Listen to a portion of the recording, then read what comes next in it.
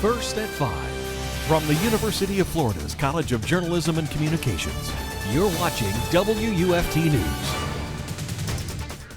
Welcome to WUFT News' First at 5. I'm Fareeha Abrar. And I'm Francis Kapper. Thanks for joining us. If you've been keeping up to date with your daily dose of WUFT-TV, you've probably seen our coverage of the floods devastating South Florida communities. That is right, Fareeha. It is always hard to watch the severe weather coverage, but today is hitting a little closer to home here to our studio in Gainesville. Our weather forecaster, Daniella Rudolph, joins us now in the studio to tell us just how bad it is. How bad is it, Daniella? Thank you, and I agree. Even as a weather forecaster, it still is very difficult to watch and speak about what we've been seeing. Like you said, it's our fellow Floridian community being impacted so terribly. I know that it can seem extremely scary, and rather than being scared, we should be prepared. So stay with me for some tips. But right now, let's jump straight into what is happening with those current storms. Today, the city remains under a state of emergency. Aerials show neighborhood after neighborhood underwater, vehicles submerged, and many having to use kayaks and canoes as their mode of transport. This after more than 2 feet of rain fell in just 7 hours. Fort Lauderdale's mayor says that the state and federal assistance is on the way, and that the city is committed to making sure that all residents are safe. Despite the severity of the flooding, there are no known fatalities.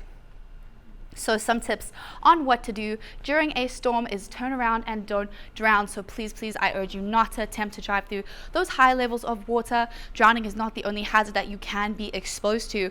We can have animals like ants and alligators. There can be unseen sharp objects, electrical, open wires, spilled chemicals, so many things that are not seen by your eye. So please rather turn around and find an alternative way to get to where you want to go. So let's take a look at our live storm tracker right now from Fort Lauderdale. Only 0.6 inches of rain right now, which is a breath of fresh air, thank goodness. However, this doesn't mean that we're in the clear, because we are going to see those storms starting up again today and tomorrow. Take a look at a live radar right now from that area. As I said, we have this band of storms that is going to be starting up again this evening. Luckily tomorrow we do have a slight break from it, but it is going to be kicking up again. However, this doesn't mean that we're in the clear, because Fort Lauderdale is a very industrialized area and the water has nowhere to go, so it means it exacerbates and makes those floodings last for longer. So stay with me for some more coverage, but back to the desk for now. Governor Ron DeSantis wasted no time signing the new abortion bill into law. The House vote for final approval came around 5 p.m. yesterday, and he signed the bill last night around 11 p.m. Here's the picture he posted on his official Twitter account. His message notes that the law also provides special funding to help young mothers in need. The law's controversial limits are that the new rules can't take effect unless the Florida Supreme Court upholds last year's 15-week law. If so, in most cases, abortions would be banned after 6 weeks of pregnancy. The limit would be 15 weeks in documented cases of rape, incest, or human trafficking, and the law bans mail delivery of abortion pills. They would have to be provided in person. Governor DeSantis just scored a big win in the court on the issue of sanctuary cities. Such cities refuse to cooperate with the federal government on immigration enforcement. A federal judge had blocked part of a 2019 Florida law which tried to ban sanctuary cities in our state, but an appeals court just overruled that decision and threw out the lawsuit. The court rejected the argument that migrants would face racial profiling as a result of the state law. The decision notes that it's federal officials who decide what individuals to detain and when to request local cooperation.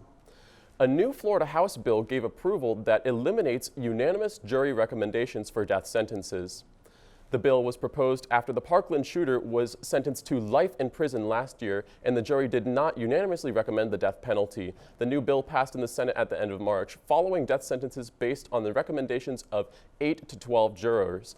The House voted Thursday 80-30 to pass the bill. Governor Ron DeSantis is expected to sign the bill, but opponents say it may face a constitutional challenge.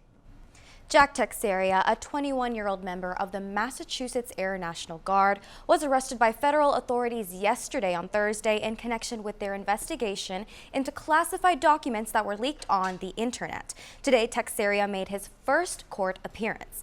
NBC's Ron Allen has the latest from outside the courthouse in Boston. It was a brief initial appearance in federal court. Teixeira arrived in the courtroom in a prison jumpsuit and handcuffs. There were a couple of emotional moments when he was able to make eye contact with people in the courtroom who appeared to be his relatives. He's charged with 2 counts under the Espionage Act with the retention of transmission, removal of classified documents, hundreds of them. The charging affidavit says that there were dozens of them marked top secret. The documents appear to be briefing papers that were intended for America's top military officials, and many of them apparently had to do with the war in Ukraine, talking about troop movements between the Russians and the Ukrainians just a few days ago. So this was real-time, very, very recent information. The FBI had the help of another gamer. Teixeira was showing these documents in a private chat room, meant to be private, and one of the gamers made the documents public for some unknown reason. But that's how this was all discovered.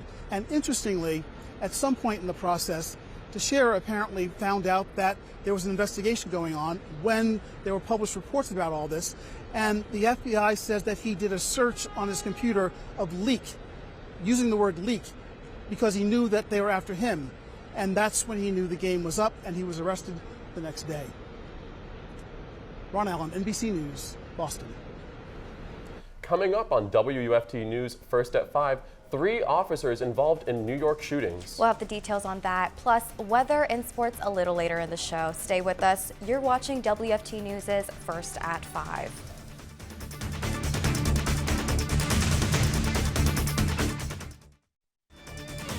You're watching WUFT TV News. Welcome back. Today in New York City, 1 man was killed and 2 others wounded in officer-involved shootings. Police shot and killed a 78-year-old man in Brooklyn while officers were responding to a call about a possible burglary. The man was armed and may have thought the burglars were around. Police say he pointed the weapon at the officers, who then opened fire. 3 hours later, officers wounded a man who was waving a knife as he approached them.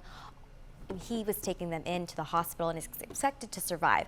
A 3rd man was shot by officers near a subway station in the Bronx. The man was said to have been waving a gun near a crowd of people and did not obey orders to drop it. The item is now thought to have been an imitation or air pistol. Supreme Court Justice Samuel Alito took action this afternoon on emergency requests to deal with conflicting rulings about a commonly used abortion pill. His order will freeze the old status quo at least until midnight on Wednesday. That will give the full court time to study briefs and decide whether it wants to take quick action or not. The rulings about mifepristone represent the biggest abortion dispute to reach the high court since justices overturned the Roe and Casey decisions, allowing states to set their own policies. Former President Trump had to return to New York today for another legal matter. He had to give another deposition in a $250 million lawsuit, claiming he overstated the value of his assets to get better terms from banks and insurance companies. New York Attorney General Letitia James filed a civil lawsuit last September against Trump, 3 of his adult children, the Trump Organization, among others. James is seeking to permanently bar the Trump family from serving as officers of New York-based companies. She also wants them to face a 5-year ban on commercial real estate transactions in New York State.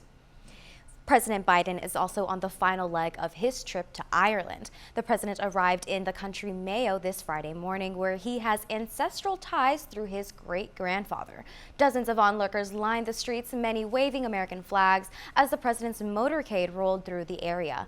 In Knock, the president toured the sanctuary of Our Lady of Knock. The shrine is a holy site and a pilgrimage for Catholics.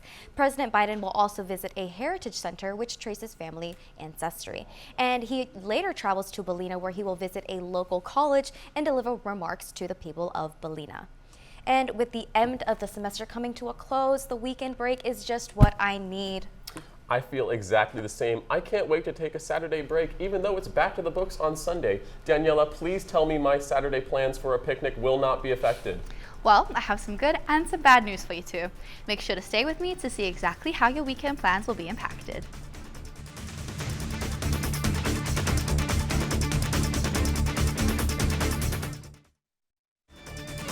You're watching WUFT TV News.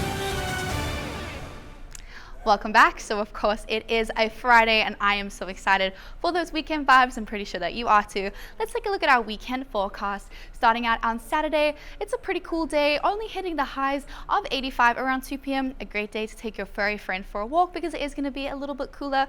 Take a look at Sunday. It's going to be a beautiful day too, although we may have a chance for thunderstorms, but stay with me to see exactly when and where that will be happening.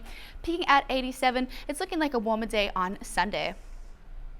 Let's take a look at tonight's low temperatures and our chances for fog. Starting out in Gainesville, we are 59. This area of clouded look is our areas of patchy fog. So if you are heading out tomorrow morning early for a hike, taking your furry friend for a walk, please do keep in mind that it is going to be reduced visibility. So just keep a lookout for that. Now, of course, it's going to be a beautiful weekend to be out if you are going out. But the thing is that there is going to be some high pollen, unfortunately.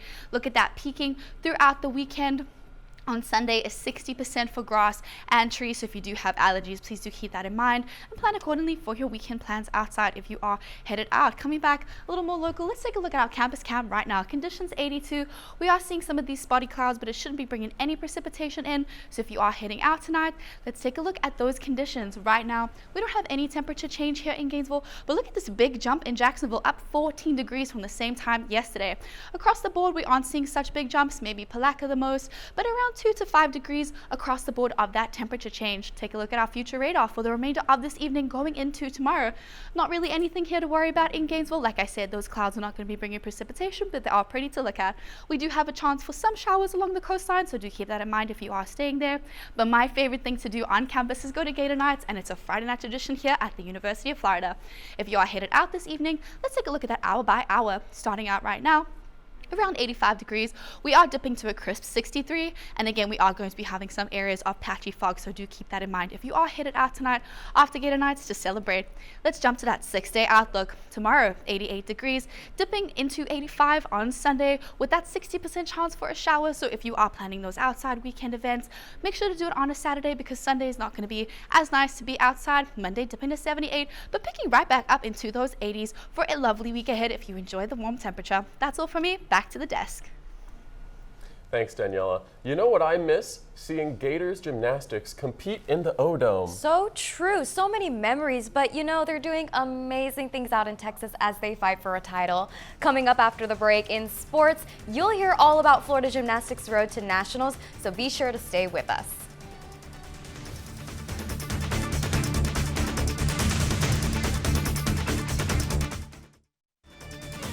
You're watching WUFT-TV News. Welcome to sports. I'm Jenn Clerveaux. Last night, the Florida spring football game finally arrived, and while the orange and blue showdown wasn't quite the thriller, it was actually a historic night for the Gators. The Orange's 10-7 victory over the Blue marked the lowest scoring orange and blue program in program history. It's clear that the running backs remain the Gators' strength on offense as Montrell Johnson, Trevor Etienne, and freshman Trayon Webb ran the ball exceptionally well. At quarterback, Wisconsin transfer Graham Mertz completed 18 of 29 for 244 yards, while Jack Miller went 10 of 20 for 144 yards. Head coach Billy Napier discussed what he saw from his team. Overall, both guys did some things well, and then certainly there's some game management things that I think they could do better.